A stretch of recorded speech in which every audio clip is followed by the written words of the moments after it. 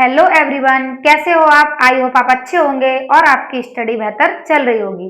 तो बच्चों, आज इस वीडियो में हम कक्षा 10 गणित का पहला चैप्टर जिसका नाम है वास्तविक संख्याएं की प्रश्नावली 1.1 को हल करने वाले हैं। तो बच्चों, जो आज की क्लास है वो बिल्कुल मक्खन साबित होने वाली है। तो आप जल्दी से हमारे चैनल लक्ष्य लर्निंग हब को सब्सक्राइब कर लीजिए और वीडियो को ज्यादा से ज्यादा शेयर कीजिए। तो चलिए हम अपना पहला सवाल देखते हैं। प्रश्न नंबर 1 है हमारा, निम्नलिखित संख्याओं को अभाज्य गुणनखंडों के गुणनफल के रूप में व्यक्त कीजिए। तो इसमें जो पहला सवाल है वो है 140। हमें 140 के अभाज्य गुणनखंड करने हैं। तो ऐसे सवालों में हम क्या करते हैं, हम ऐसी संख्याओं को सबसे छोटे नंबर से काटते हैं। तो सबसे पहले मैं एक बात बता दूं, आप लोग इस संख्या को काटेंगे कैसे इस चीज के लिए। तो यदि किसी भी संख्या के अंत में 0 हो या फिर सम संख्या हो तो वह संख्या 2 से विभाजित हो जाती है। तो यहाँ पे दिया है हमें 140, हम 140 को काटेंगे 2 से, क्योंकि हमें यहाँ पे जो लास्ट का अंक है वो हमें दिया है 0। तो हम यहाँ लिखेंगे 2 सत्ते 14 और यहाँ हो जाएगा 0। फिर 2 से काटेंगे, 2 तिया 6, 2 पंजे 10। अब हम काटेंगे इसको 5 से, 5 सत्ते 35 और 7 एकम 7। तो हम यहाँ लिख देंगे 140 बराबर 2 गुणा 2 गुणा 5 गुणा 7। हमने यहाँ देखा कि जो 2 है वो हमें 2 बार दिया है, इसलिए हम यहाँ लिख देंगे 2 की पावर 2 गुणा 5 गुणा 7। ये हो गए हमारे अभाज्य गुणनखंड। तो यही हो जाएगा हमारा आंसर। इसी प्रकार हम करते हैं दूसरा वाला। दूसरा है हमारे पास 156। तो ये वाला नंबर भी 2 से विभाजित हो जाएगा, क्योंकि इसका जो अंतिम अंक है वो हमें दिया है सम संख्या। तो जब भी हमें सम संख्या या फिर 0 दिया हो अंतिम अंक, तो उसको हम 2 से विभाजित कर लेते हैं। तो हम यहाँ इसको काटेंगे 2 से। तो ये हो जाएगा 2 सत्ते 14, 2 अट्ठे 16। फिर 2 से काटेंगे, 2 तिया 6, 2 नेम 18। अब ये कटेगा 3 से, 3 एकम 3, 3 तिया 9 और 13 एकम 13। तो हम यहाँ लिख देंगे 156 बराबर 2 गुणा 2 गुणा 3 गुणा 13। हमने यहाँ पर भी देखा कि जो हमें 2 दिया है वो 2 बार दिया है। तो बराबर हम यहाँ लिख देंगे 2 की पावर 2 गुणा 3 गुणा 13 और यही हो जाएगा हमारा आंसर। इसी प्रकार अब हम करते हैं अगला क्वेश्चन। तो हमारा अगला जो क्वेश्चन है वो प्रश्न नंबर 1 का थर्ड पार्ट है, मतलब तीसरा वाला है। वो है 3825। तो हमें इसके भी अभाज्य गुणनखंड करने हैं। अभी मैंने आप लोगों को बताया था कि यदि संख्या के अंत में 0 हो या फिर सम संख्या हो तो वो 2 से विभाजित हो जाएगी, लेकिन हमने यहाँ पे देखा कि हमें अंत में दिया है 5। तो ये जो नंबर है वो कौन सी संख्या से कटेगा, उसके लिए मैं आप लोगों को बताती हूँ। सबसे पहले हम क्या करेंगे, इस अंक के कर लेंगे योग। इसमें जो अंक दिए हैं उनको हम जोड़ लेंगे। 3 और 8 हो जाएंगे 11, 11 में 2 जोड़ेंगे 13, 13 और 5 हो गए 18। हमने देखा कि हमारा आया अंकों का योग 18। तो ये देखेंगे कि ये 3 से विभाजित है, तो 3 छक 18, मतलब ये 3 से विभाजित है। तो यह संख्या 3 से विभाजित हो जाएगी। तो चलिए हम करते हैं। तो हम यहाँ लिखेंगे 3825। इसको हम काटेंगे 3 से।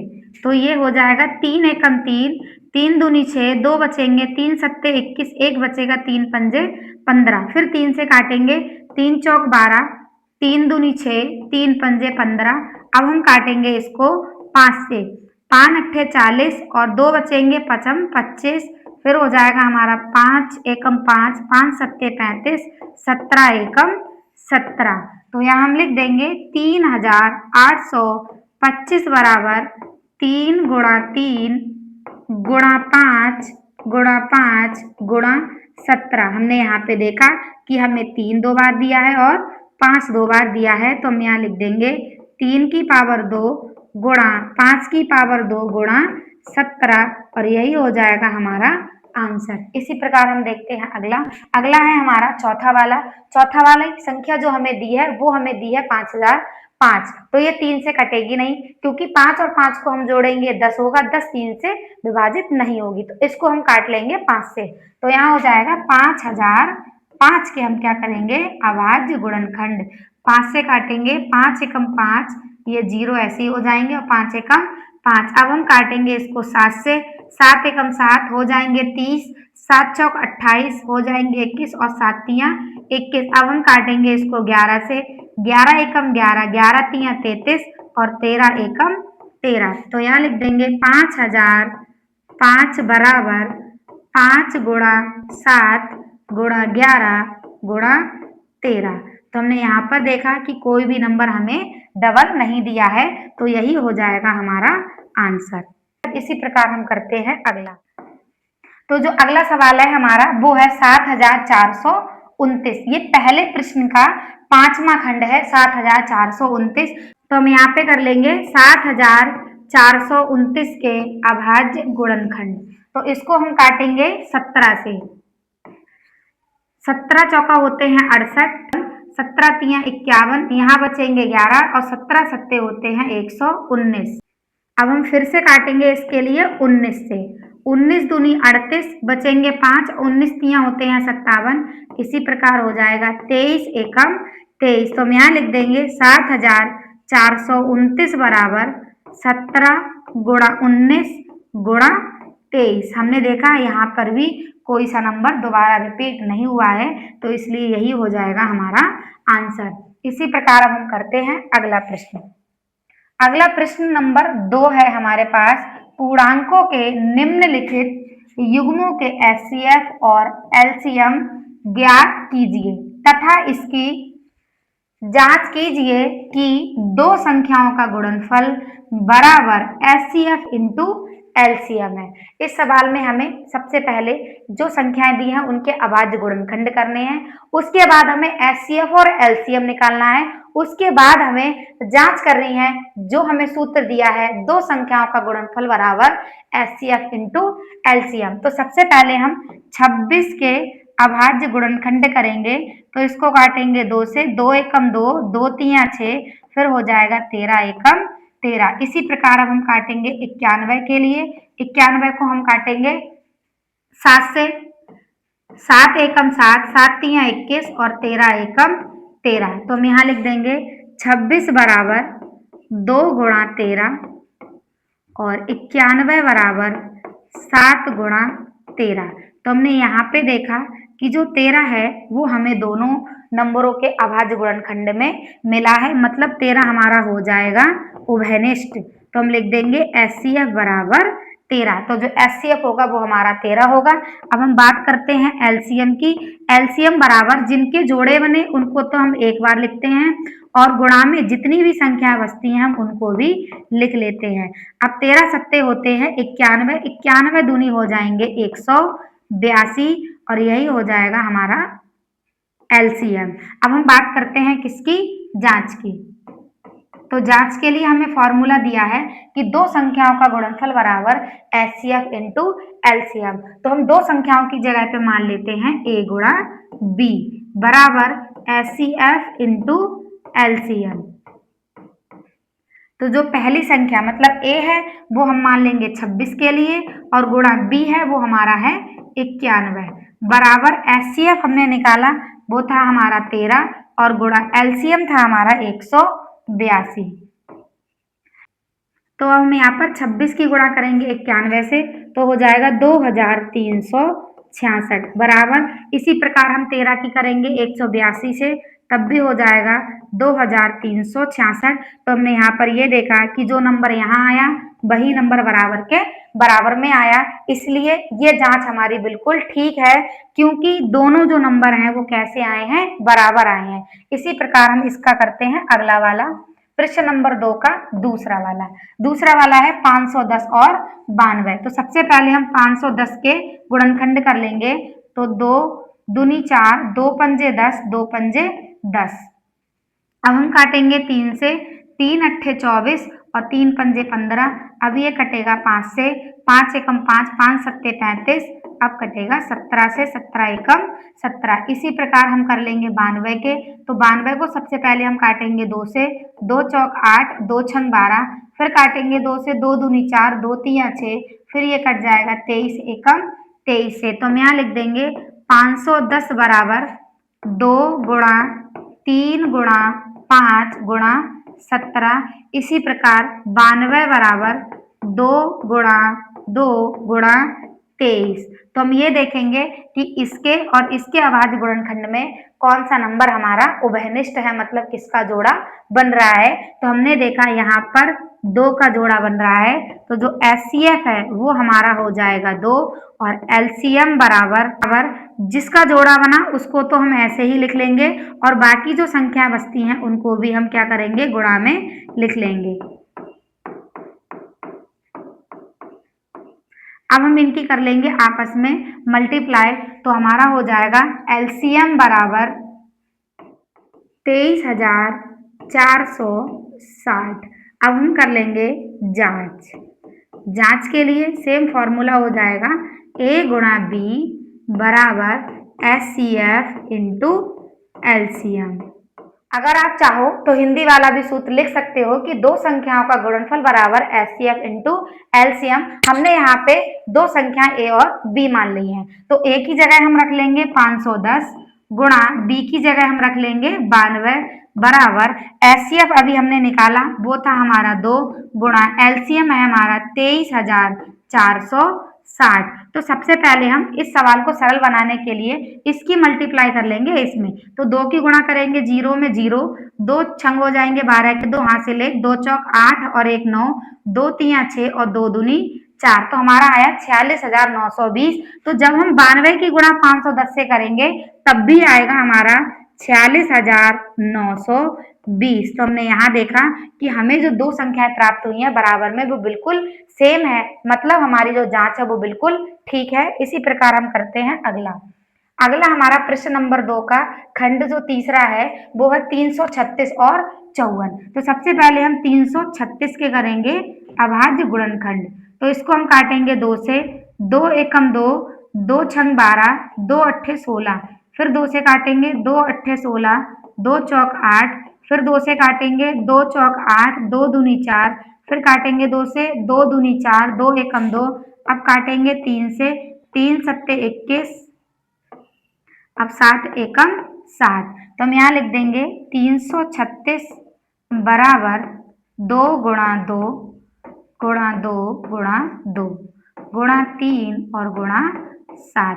इसी प्रकार हम कर लेंगे अब 54 के गुणनखंड। तो 54 को काटेंगे 2 से, 2 दूनी 4, 2 सत्ते 14, अब काटेंगे 3 से, 3 नेम 27, 3 तिया 9 और 3 एकम 3। तो हम यहाँ लिख देंगे 54 बराबर 2 गुणा 3 गुणा 3 गुणा 3। तो अब हम देखेंगे कि इनमें किस किस के जोड़े बन रहे हैं। तो ये देखा हमने, यहाँ पे भी 2 है और यहाँ पे भी 2 है और यहाँ पर भी 3 है और यहाँ पर भी 3 है। तो हम कह देंगे कि जो हमारा एचसीएफ होगा वो हो जाएगा 2 गुणा 3 मतलब कितना 6। इसी प्रकार बात करेंगे एलसीएम की। एलसीएम बराबर हो जाएगा जो जोड़े बने उनको तो हमने ऐसे ही लिख लिया और बाकी जो संख्याएं बची उनको भी हम लिख लेंगे। यहाँ पे ये 2 बार 3 बचा और गुणा यहाँ पे हमारा 1 2 3, 3 बार 2 बचा तो हम लिख लेंगे और हमारा साथ में बचा कितना 7। तो अब हम इनकी कर लेंगे आपस में मल्टीप्लाई, तो हमारा हो जाएगा 3024। अब हम कर लेंगे जांच।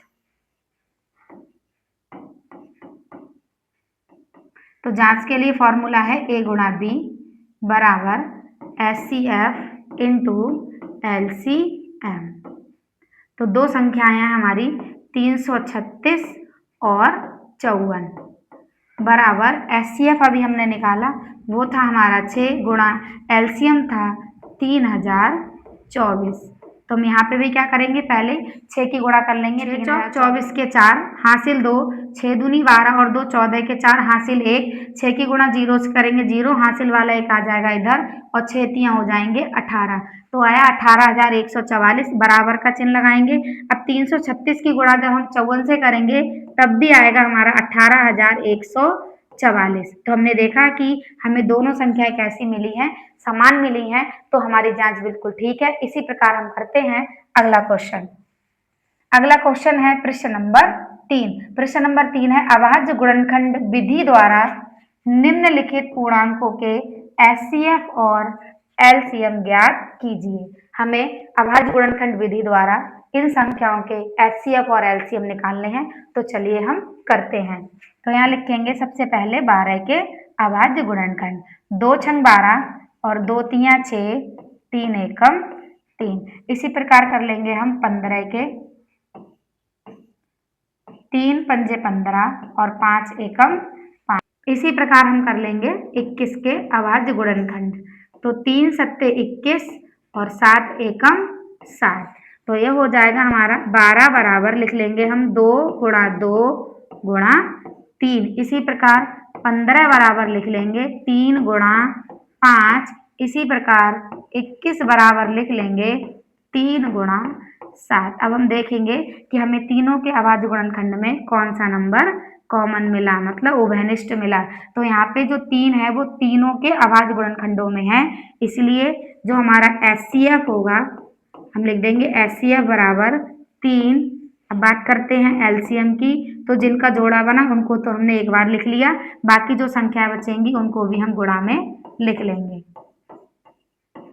अब हम इनकी कर लेंगे आपस में गुणा। तो सबसे पहले हम 5 की कर लेते हैं 2 से। 5 दूनी 10, 10 दूनी 20, 20 तियां 60 और 60 सत्ते 6 सत्ते होते हैं 42 और हम लगा देंगे 0। तो हमारा हो जाएगा 420। तो यही हो जाएगा हमारा आंसर। हमसे यही पूछा था कि एचसीएफ और एलसीएम बताइए, तो हमने एचसीएफ भी बता दिया और एलसीएम भी बता दिया। इसी प्रकार हम करते हैं अगला। तो प्रश्न नंबर 3 का अगला जो दूसरा वाला खंड है वो है 17, 23 और 29।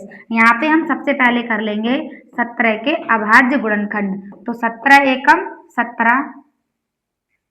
इसी प्रकार हम कर लेंगे 23 के 23 एकम 23। इसी प्रकार कर लेंगे 29 के 29 एकम 29, क्योंकि ये वह संख्याएं हैं जो स्वयं से विभाजित होती हैं, किसी और नंबर से नहीं। तो हम यहाँ लिख देंगे 17 बराबर 17 गुणा 1। इसी प्रकार 23 बराबर 23 गुणा 1। इसी प्रकार 29 बराबर 29 गुणा 1। तो हमने देखा कि इन तीनों के अभाज्य गुणनखंडों में हमें 1 मिला उभयनिष्ठ। तो एचसीएफ हमारा हो जाएगा 1। अब बात करेंगे एलसीएम की। एलसीएम बराबर जो हमने एचसीएफ निकाला, मतलब जिनके जोड़े बने उनको तो हमने एक बार लिख लिया, गुणा बाकी जो संख्याएं बची उनको भी हम क्या करेंगे लिख लेंगे। अब हम इनकी आपस में कर लेंगे गुणा। तो हो जाएगा हमारा 11,339 और यही हो जाएगा हमारा आंसर। इसी प्रकार हम इसका करते हैं अगला वाला तीसरा। तो तीसरा है हमारे पास 8, 9 और 25। तो सबसे पहले हम करेंगे 8 के अभाज्य गुणनखंड। 2 चौक 8 और 2 दूनी 4, 2 एकम 2। इसी प्रकार करेंगे 9 के 3 तिया 9 और 3 एकम 3। इसी प्रकार कर लेंगे 25 के। तो पचम होता है 25 और 5 एकम 5। तो यहाँ लिख देंगे 8 बराबर 2 गुणा 2 गुणा 2। इसी प्रकार 9 बराबर 3 गुणा 3। इसी प्रकार 25 बराबर 5 गुणा। तो हमने इनमें देखा कि हमारा कोई भी कॉमन नंबर नहीं है, तो हम यहाँ पर लिख सकते हैं एचसीएफ बराबर 1, क्योंकि 1 हमें मिला है तीनों में, तो हमारा एचसीएफ हो जाएगा 1। अब हम बात करते हैं एलसीएम की। तो जो हमारा उभयनिष्ठ नंबर था मतलब 1, उसको ऐसे ही लिख लेंगे और इनकी आपस में कर देंगे मल्टीप्लाई। तो 2 दूनी 4, 4 दूनी 8। इसी प्रकार 3 तियां 9 और गुणा पचम 25। तो हम इनकी आपस में कर देंगे गुणा। तो हमारा हो जाएगा एलसीएम बराबर, देखो 25 की करेंगे 8 से, 25 अट्ठे 200, 200 एकम 200 और 200 की करेंगे 9 से, तो हो जाएगा हमारा 1800 और यही है हमारा आंसर।